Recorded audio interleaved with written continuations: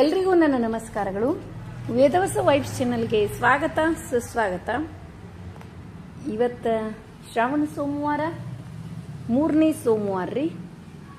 ಇವತ್ತೇನದ ಶಿವಮುಷ್ಟಿ ಹೆಸರು. ಮತ್ತು ಇವತ್ತು ಮಳೆ ಬರೋ ಹಂಗದ ರೀ. ಆಲ್ರೆಡಿ ಜಿಟಿ ಜಿಟಿ ಮಳೆನೂ ಬರ್ಲಿಕ್ಕತ್ತದ. ಮತ್ತು ರಾತ್ರಿ ಭಾಳ ಮಳೆ ಬಂದದ. ಹೀಗಾಗಿ ಈಗೇನು ಜೋರು ಬರ್ತದೋ ಸ್ಟಾಪ್ ಆಗ್ತದೋ ಗೊತ್ತಿಲ್ಲ. ಅದಕ್ಕೆ ಸಣ್ಣ ಮತ್ತು ಸಿಂಪಲ್ ಆದ ರಂಗೋಲಿನೇ ಹಾಕೋಣ ಅಂತ ತಿಳ್ಕೊಂಡು ಇವತ್ತು ಸಿಂಪಲ್ ಆದ ರಂಗೋಲಿನೇ ಹಾಕ್ಲಿಕತ್ತೀನಿ ರೀ. ಮತ್ತು ಈಗ ಟೈಮ್ ಎಷ್ಟಾಗ್ಯದ ಅಂತೀರೇನ್ರಿ? 4:45 ಆಗಿದ್ರಿ. ಇವತ್ತು ಒಂದು ಸ್ವಲ್ಪ ಲಘುನೇ ಎದ್ದೀವಿ. ಯಾಕಂದ್ರೆ ಇವತ್ತು ನಮ್ಮ ಮನೆಯವರು ಜನಿವಾರ ಹಾಕ್ಕೊಳ್ಳೋದು ಮತ್ತು ಸತ್ಯನಾರಾಯಣ ರೀ ಪೂಜಾ 8:30 ಒಳಗೆ ಎಲ್ಲಾನೇ ಆಗಬೇಕು.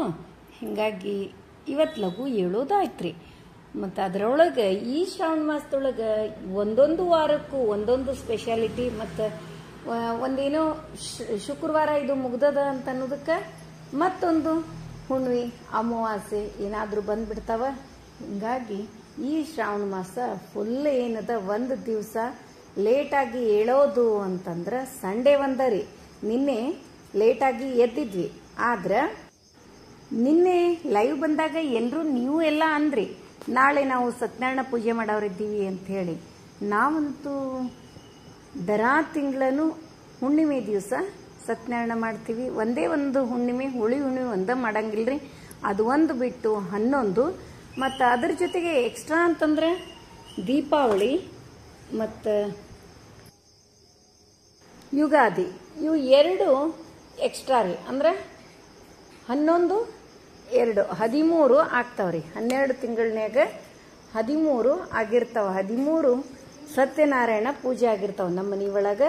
ಮತ್ತು ಅದು 12 ಅಂತಂದ್ರೆ ಇದು ಒಂದು ಹುಳಿ ಹುಣ್ಣಿದು ಒಂದು ಮಾಡಂಗಿಲ್ರಿ. ನೋಡ್ರಿ ಇವತ್ತಿನ ರಂಗೋಲಿ ಬಹಳ ಸಿಂಪಲ್ ಆದ ರಂಗೋಲಿ.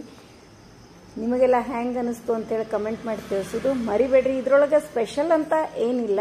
ಮತ್ತು ನಾಳೆ ರಾಘವೇಂದ್ರಾಯರ ಆರಾಧನೆ. ನಾಳೆ ಯಾರ್ಯಾರು ಸೇವಾ ಹಿಡಿತೀರಿ ಹಿಡಿಬಹುದು. ಮತ್ತು ಈಗೇನದ ಅಡಿಗೆ ಸ್ಟಾರ್ಟ್ ಆಯ್ತ್ರಿ. ಒಂದು ಸೈಡು ತೊಗರಿಬೇಳೆ ಕುದಿಲಿಕ್ಕೆ ಇಟ್ಟೀನಿ ರೀ. ಇನ್ನೊಂದು ಕಡೆ ಪ್ರಸಾದ ಮಾಡ್ತೀನಿ. ಸಣ್ಣ ರವೆ ತಗೊಂಡು ಸತ್ಯನಾರಾಯಣ ಪ್ರಸಾದ ಮಾಡ್ಲಿಕ್ಕತ್ತೀನಿ ರೀ. ಅದರೊಳಗೆ ಒಂದಿಷ್ಟು ತುಪ್ಪ ಹಾಕ್ಕೊಂಡು ಚೆಂದಾಗಿ ಹುರ್ಕೋತೀನಿ ರೀ.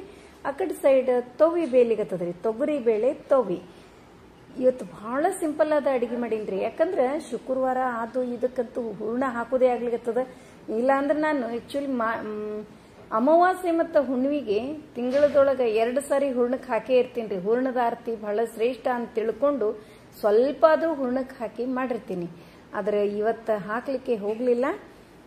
ನೆಲ್ಲಿಕಾಯಿನೂ ಇದ್ದೂರೇ. ನೆಲ್ಲಿಕಾಯಿ ಆರತಿ ಅಂತೂ ತೀರಾ ಶ್ರೇಷ್ಠವಾದ್ದು.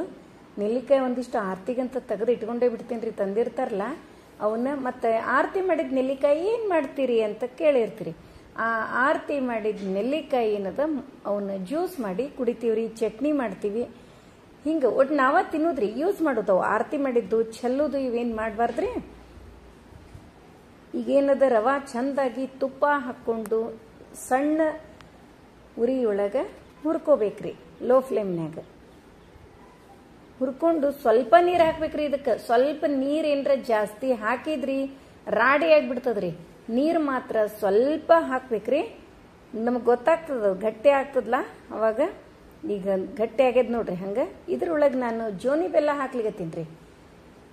ಜೋನಿ ಬೆಲ್ಲ ಇನ್ನೊಂದು 2-3 ಸರಿ ಆಗ್ತದ, ಖಾಲಿ ಆಗ್ತದ. ಮತ್ತೆ ತರಿಸೋದ್ರಿ. ಇಲ್ಲಾಂದ್ರೆ ಹುಬ್ಳಿಗೆ ಅಥವಾ ಮಂಗಳೂರಿಗೆ ಹೋದ್ರೆ ತೊಗೊಂಡು ಬರೋದ್ರಿ. ನಮ್ಮ ಸೈಡ್ ಅಂತೂ ಜೋನಿ ಬೆಲ್ಲ ಸಿಗಂಗಿಲ್ಲ. ಯಾರೇ ಹೊಂಟಿದ್ರಂದ್ರೂ ನಾ ಹೇಳಿರ್ತೀನಿ ರೀ. ಆತ್ಮೀಯರು ಇರ್ಬೇಕ್ರಿ ಅವರು. ಯಾರ್ಯಾರಿಗೂ ಹೇಳಂಗಿಲ್ಲ. ಬಹಳ ಆತ್ಮೀಯರು ಇದ್ರು ಅಂತಂದ್ರೆ ಅವ್ರಿಗೆ ಹೇಳಿ ತರಿಸಿರ್ತೀನಿ ರೀ. ಈಗ ಒಂದು ಕುದಿಸ್ಬಿಟ್ರೆ ಮಸ್ತ್ ಟೇಸ್ಟಿಯಾದ ಸತ್ಯನಾರಾಯಣ ಪ್ರಸಾದ ರೆಡಿ ಆಗ್ತದ್ರಿ. ಇದ್ರೊಳಗೆ ನೀವೇನದ ಡ್ರೈ ಫ್ರೂಟ್ಸು ಏಲಕ್ಕಿ ಹಾಕ್ಕೋಬಹುದು. ನಾನು ಏಲಕ್ಕಿ ಮತ್ತು ನಾನು ಒಂದು ಸ್ವಲ್ಪ ಡ್ರೈ ಫ್ರೂಟ್ಸ್ ಮೇಲೆ ಹಾಕ್ತೀನಿ ರೀ. ಟೇಸ್ಟ್ ಆಗ್ತದೆ ಅಂತೇಳಿ. ಇಲ್ಲಾಂದ್ರೆ ಕರದೂ ಹಾಕ್ಬೋದು. ತುಪ್ಪದೊಳಗೆ ಕರ್ಕೊಂಡು ಇದ್ರೊಳಗೆ ಹಾಕಿದ್ರೆ ಅದನ್ನು ಟೇಸ್ಟ್ ಆಗ್ತದೆ. 10 ನಿಮಿಷನ್ಯಾಗ ತೊಗರಿ ಬ್ಯಾಳಿ ಬೆಂದು ಬರ್ತಾವ ನೋಡ್ರಿ. ಈಗೇನದ ಸತ್ಯನಾರಾಯಣ ಪ್ರಸಾದ ರೆಡಿ ಆಗಿದ್ರಿ. ಇನ್ನೇನದ ಅನ್ನಕ್ಕಿಟ್ಟು ಅನ್ನ ತೌವಿ ರೆಡಿ ಆಗ್ತದ. ಮತ್ತೊಂದು ಸ್ಪೆಷಲ್ ಮಾಡಾಕಿದ್ದೀನಿ ಇವತ್ತು. ಬರೀ ಇಷ್ಟ ಏನ್ರಿ ಅಂತ ಅನ್ಲಿಕ್ಕೆ ಹೋಗ್ಬೇಡ್ರಿ. ಒಂದು ಹೆಲ್ದಿ ರೆಸಿಪಿ ಮಾಡಾಕಿದ್ದೀನಿ, ನಿಮಗೆಲ್ಲ ಇಷ್ಟ ಆಗ್ತದ ಅಂತ ಅನ್ಕೊಂಡೇನ್ರಿ.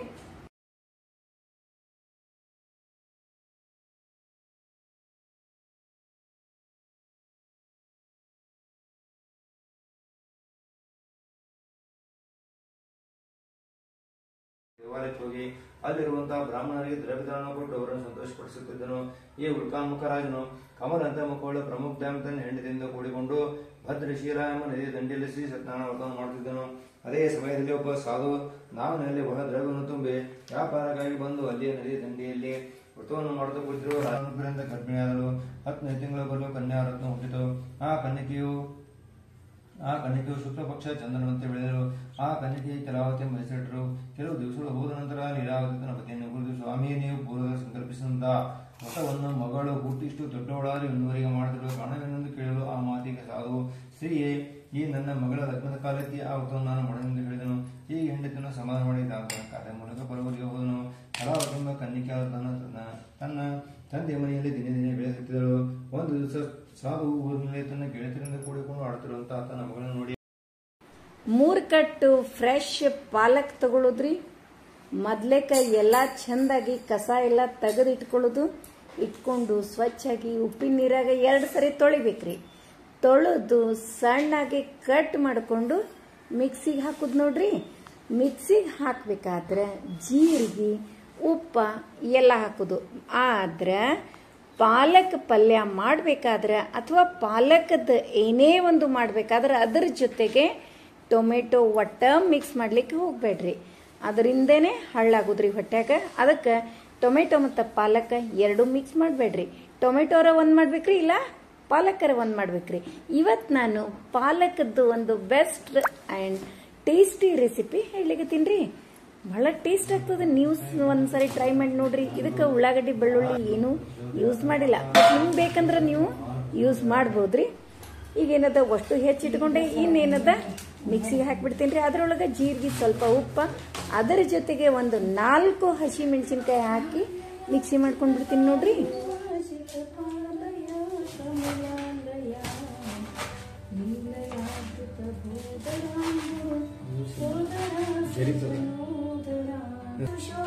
ಶೋಭಿಪಾಣಿಯುಗೇನ ಸಂಶುಭಿತೈಲಸಂ ತುಂಗಮಾಲ್ಯಮಂದ್ರಹಾರ ಸರೋರಸಂ ಕಲನೀರಸಂ.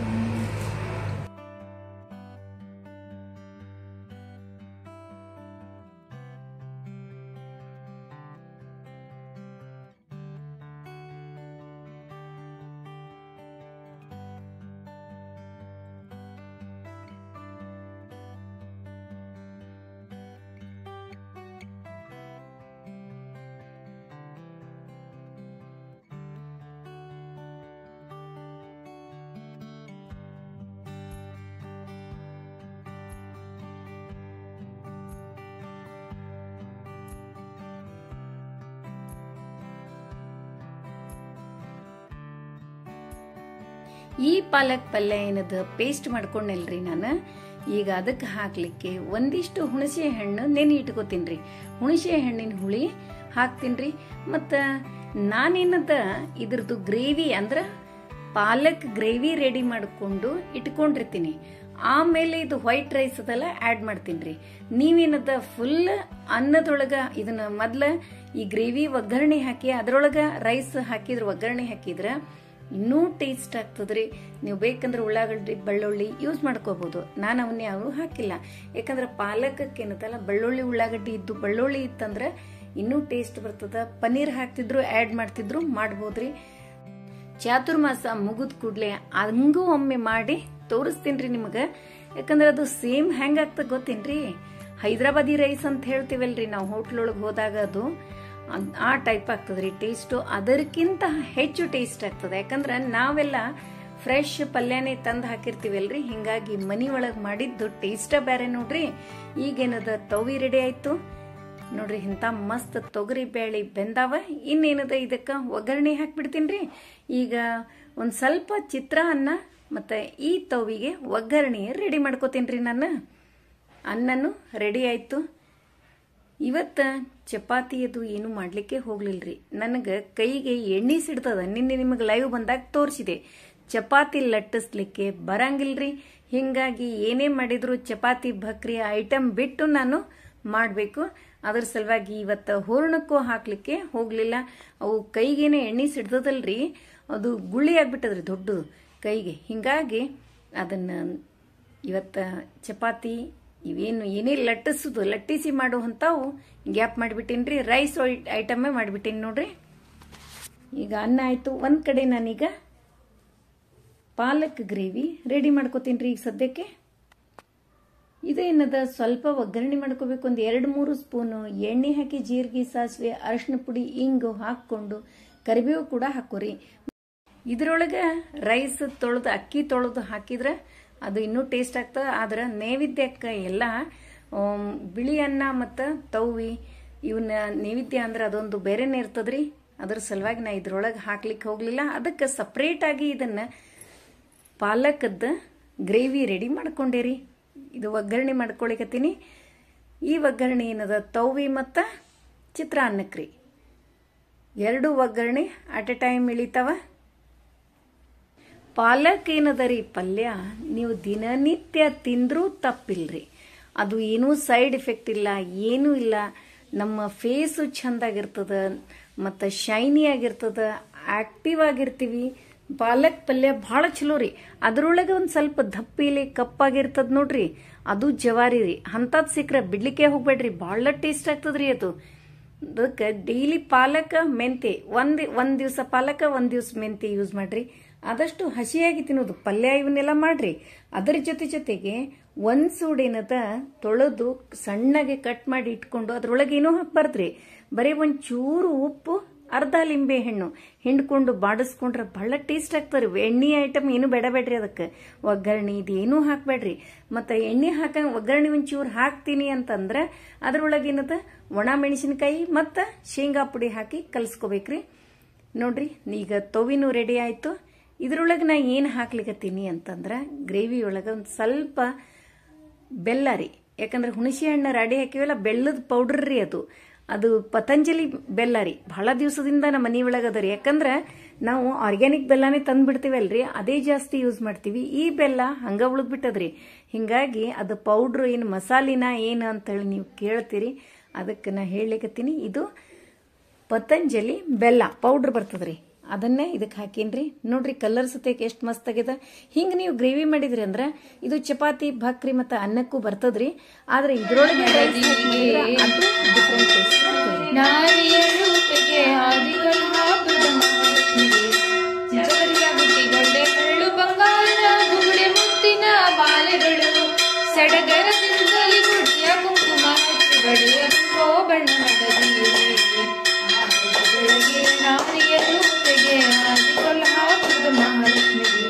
ನೋಡ್ರಿ. ಇವತ್ತಿನ ನಮ್ಮನೆ ಪೂಜಾರಿ ನೀವಂತೂ ನಾನು ತೋರಿಸೇ ಇರ್ತೀನಿ ಯಾವ ಪೂಜೆ ಮಾಡಿದ್ರು. ಮತ್ತು ಇವತ್ತು ಸೋಮವಾರ, 3ನೇ ಸೋಮವಾರ, ಶ್ರಾವಣ 3ನೇ ಸೋಮವಾರ, ಶಿವಮುಷ್ಟಿ ಪೂಜೆ ಮತ್ತು ಲಿಂಗ ಮಾಡಿರ್ತೀನಿ ಮಣ್ಣಿನೊಳಗೆ. ಒಂದೇ ಟೈಮು ಊಟ ಮಾಡ್ತೀವಿ. 4 ಜನ ಹಂಗರಿ, ಒಂದು ಟೈಮ್ ಅಷ್ಟ ಊಟ್ರಿ. ಅದಕ್ಕೆ ಸ್ವಲ್ಪ ಮಾಡೀನಿ. ಏನು ಅಡುಗೆ ಮಾಡೀನಿಲ್ರಿ ಅದಷ್ಟ ನೋಡ್ರಿ.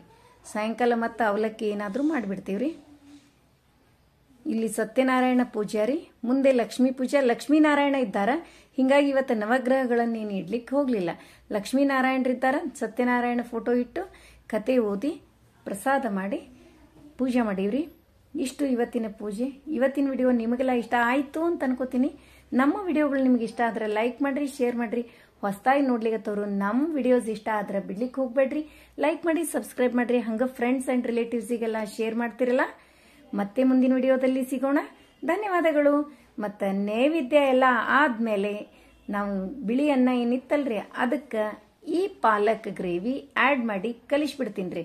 ಅಂದ್ರೆ ಇಲ್ಲಿ ಹಾಲಷ್ಟೇ ಕುಡಿತಾರೆ ಇವತ್ತು ಮುಂಜಾನೆ ಎಲ್ಲರೂ. ಮತ್ತು ಮುಂಜಾನೆ ಅದಕ್ಕಿಂತ ಮುಂಚೆ ಜ್ಯೂಸು ಆಗಿರ್ತದ್ರಿ. ಹಾಗಾಗಿ ಇದನ್ನು ಕಲಿಸಿ ಡಬ್ಬಿ ಒಯ್ಯೋರು ಡಬ್ಬಿ ತೊಗೊಂಡು ಹೋಗ್ತಾರೆ. ಇಲ್ಲ ಅಂದ್ರೆ ಸ್ಕೂಲಿಂದ ಬಂದ ಮೇಲೆ ತಿಂತಾರ. ನಾನಂತೂ ನನ್ನ ಕೆಲಸ ಮುಗಿಸಿ ಇಟ್ಬಿಡ್ತೀನಿ ರೀ. ಇವತ್ತಿನ ವಿಡಿಯೋ ನಿಮಗೆಲ್ಲ ಇಷ್ಟ ಆಯ್ತಲ್ಲ. ಮತ್ತೆ ಮುಂದಿನ ವಿಡಿಯೋದಲ್ಲಿ ಸಿಗೋಣ. ಧನ್ಯವಾದಗಳು.